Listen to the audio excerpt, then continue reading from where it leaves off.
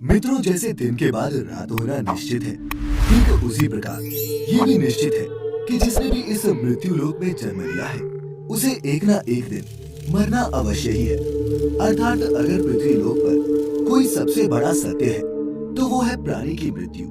फिर भी कुछ लोग ऐसे होते हैं जो इस सच्चाई को स्वीकार करना नहीं चाहते। खैर, आप सभी ने देखा होगा कि हिंदू धर्म में मृत्यु के बाद शव को जलाया जाता है।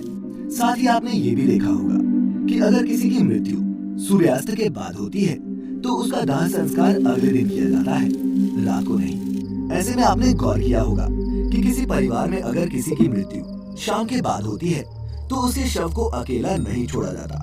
परंतु मित्रों, क्या आप जानते हैं कि शव को रात भर अकेला क्यों नहीं छोड़ा जाता? अगर नहीं, तो इस वीडियो को अंत तक जरूर देखें, क्योंकि मैं आपको इसी सवाल का जवाब बताने वाला हूँ, जिसका वर्णन गरुड़ पुराण में विस्तार से किया गया है।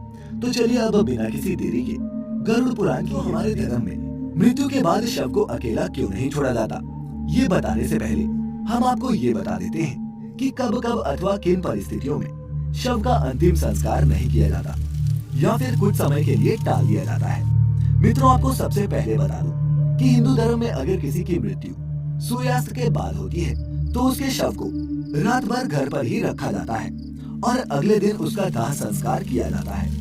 इसके अलावा अगर किसी की मृत्यु पंचक समय में होती है, तो उसके शव को भी कुछ समय के लिए घर पर रखा जाता है और जब पंचक काल समाप्त होता है, उसके बाद ही उसका दाह संस्कार किया जाता है। क्योंकि गरुड़ पुराण में बताया गया है कि अगर सूर्यास्त के बाद अथवा पंचक समय में किसी मृत शरीर का दाह संस्कार किया जाए, तो उसे मोक्ष की प्राप्ति नहीं होती। इसीलिए अगर कोई रात में मर जाए, तो ऐसी स्थिति में लाश को लेकर शमशान घाट नहीं जाते और लाश को घर पर ही रखा जाता है। सुबह होने का इंतजार किया जाता है और ऐसे में मृत शरीर को एक भी पल के लिए अकेला नहीं छोड़ा जाता और कोई ना कोई व्यक्ति हमेशा रखवाली के लिए मौजूद रहता है। मृत शरीर को अकेला नहीं छोड़ने का सबसे बड़ा कारण है कि अगर शव को अकेला छोड़ दिया जाए, तो हो सकता है कि कुत्ते बिल्ली जैसे जानवर उसे नोच खाएं। और गरुड़ पुराण की माने तो ऐसे में मृत आत्मा को भी यमलोक के मार्ग में ऐसी ही यातनाएं सहनी पड़ती हैं। साथ ही ऐसा भी माना जाता है कि अगर शव को अकेला छोड़ दिया जाए, तो उससे गंध आने लगती है। ऐसे में ये जरूरी हो जाता है कि वहाँ कोई न कोई व्यक्ति बैठा रहे और धूप या अगरबत्ती शव के चारों तरफ जलाता रहे, ताकि शव से आने वाली दुर्गंध चारों ओर न फैले। गरुड़ पुराण के अनुसार भगवान विष्णु गरुड़ जी के पूछने पर कहते हैं, हे पक्षीराज, इन सब के अलावा अगर किसी की मृत्यु हो जाती है और उसकी कोई भी संतान नहीं है, ऐसे समय पर भी शव को घर पर रखा जा सकता है, जब तक कि उसका पुत्र या फिर पुत्री न आ जाए। क्योंकि जब खुद की संतान मृत शरीर को मुखाग्नि नहीं देती, तो उसका उद्धार नहीं हो पाता। अर्थात वह कई वर्षों तक इसी मृत्यु लोक में भटकता रहता है।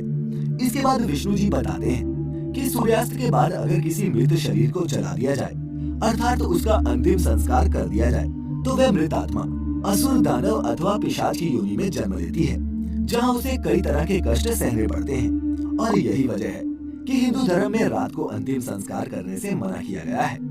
आगे विष्णु जी बताते हैं कि रात में मृत शरीर को अकेला छोड़ दिया जाए, तो उस शरीर में आसपास भटक रही दुरात्माएं भी प्रवेश कर जाती हैं, जिससे मृतक के साथ साथ उसके परिजनों को भी कई तरह के कष्ट भोगने पड़ते हैं। साथ ही ये भी बताते हैं कि शव को अकेला इसलिए भी नहीं छोड़ा जाता, क्योंकि मरे हुए आदमी की आत्मा वहीं पर भटकती रहती है और अपने परिजनों को देखती रहती है।